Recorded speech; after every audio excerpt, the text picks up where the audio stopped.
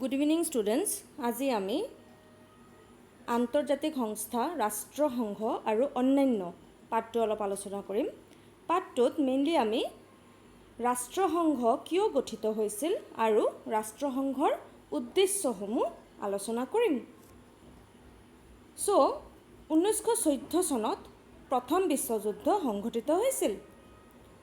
প্ৰথম বিশ্বযুদ্ধৰ পিছত বিশ্বত শান্তি স্থাপন আৰু যুদ্ধ চিৰদিনৰ বাবে বিদায় দিয়াৰ অৰ্থে আন্তৰ্জাতিক সংগঠন জাতিসংঘ, যাক আমি লীগ অফ নেশ্যনছ বুলি জানো, জাতিসংঘ গঠিত হৈছিল।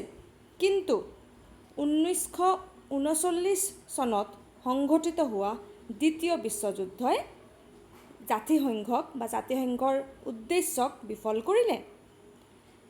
দ্বিতীয় বিশ্বযুদ্ধই অনা ভয়াৱহতা আৰু অবৰ্ণনীয় ধ্বংসলীলাই আকৌ এবাৰ বিশ্ববাসীক ভয়াৰ্থ কৰি তোলাৰ বাবেই পুনৰ চিন্তা কৰা হ'ল আন এক বিশ্ব সংস্থা গঠনৰ কথা।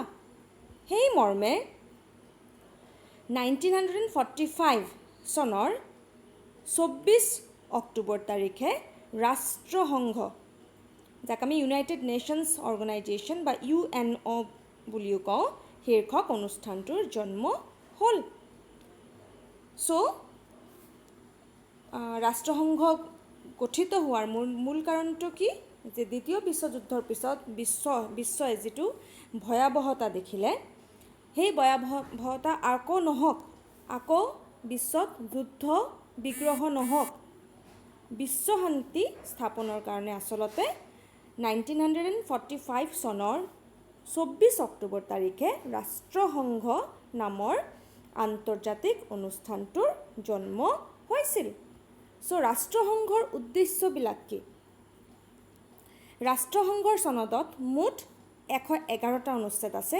ইয়াৰ প্ৰথম অনুচ্ছেদতে ৰাষ্ট্ৰসংঘৰ 4টা উদ্দেশ্য সন্নিৱিষ্ট হৈছে।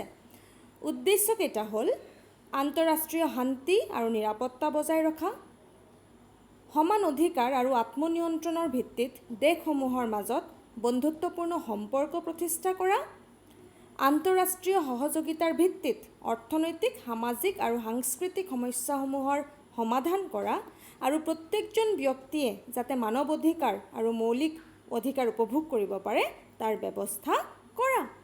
আৰু উল্লিখিত উদ্দেশ্যসমূহ সাধনৰ বাবে, অৰ্থাৎ ইতিমধ্যে আমি যি 3টা উদ্দেশ্য আমি পঢ়িলোঁ, সেইকেইটা উদ্দেশ্য সাধনৰ বাবে বিভিন্ন দেশৰ মাজত সম্বন্ধ প্ৰতিষ্ঠাৰ কেন্দ্ৰ হিচাপে কাৰ্য সম্পাদন কৰা, অৰ্থাৎ ৰাষ্ট্ৰসংঘই কোঅৰ্ডিনেটৰ হিচাপে কাম কৰিব, বিভিন্ন দেশৰ মাজৰ কোঅৰ্ডিনেটৰ হিচাপে কাম কৰিব, যাতে গোটেইখিনি উদ্দেশ্যক কি কৰিব পৰা যায়, কাৰ্যকৰী কৰিব পৰা যায়। চ' ষ্টুডেণ্টছ, আজিৰ কাৰণে ইমানেই।